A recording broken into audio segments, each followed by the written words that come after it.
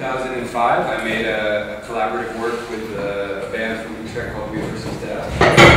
And at that time, when I was working on the piece, the piece was about a story from the United States. And in some ways, some political things that were happening in Holland made me think, since I was living here, maybe I had, I don't know, maybe responsibility is too big of a word, but that somehow I should deal with the situation I was in.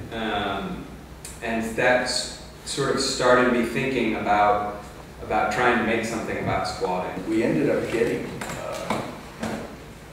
BMT subway station, which is abandoned, but still had power.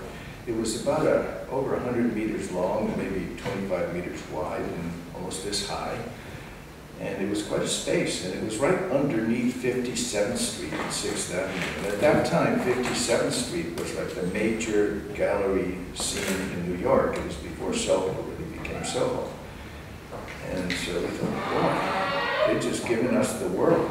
I mean, we can have this great underground art show right on 57th Street, and it was just really that's what we wanted.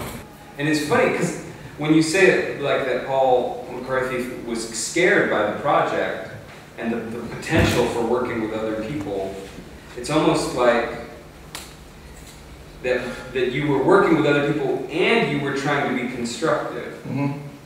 But it's a funny thing, because I understand what he's scared, because in some ways you could say like, oh, you were using people as props to make this kind of gesture or something. But on the other hand, it seemed really practical to dissolve the town. Yeah, it had to be done.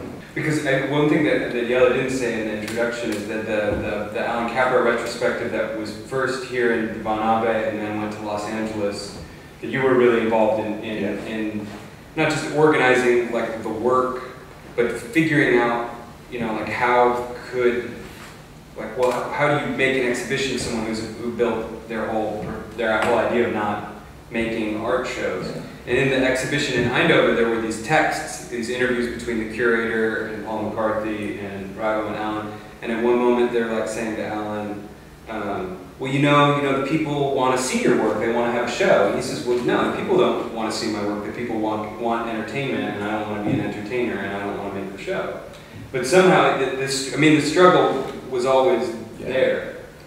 The reality, I mean, object art sells. You can buy a painting, you can see it, you can put it on a pedestal, and he was really opposed to the whole white box gallery idea and just didn't think that art belonged in a place like that. But he obviously had to keep doing it in order to have a career of any kind in art. So it was this total paradox and conflict constantly going on, right to the very end. Right to the very end. It's good to know that we have to walk to the bus. It's at the corner of the second Roosendwarsstraat and Rozengracht.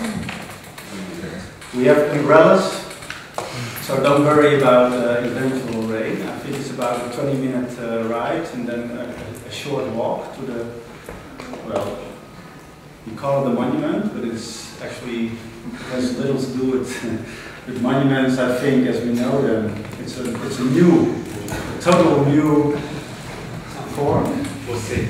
We'll see about that.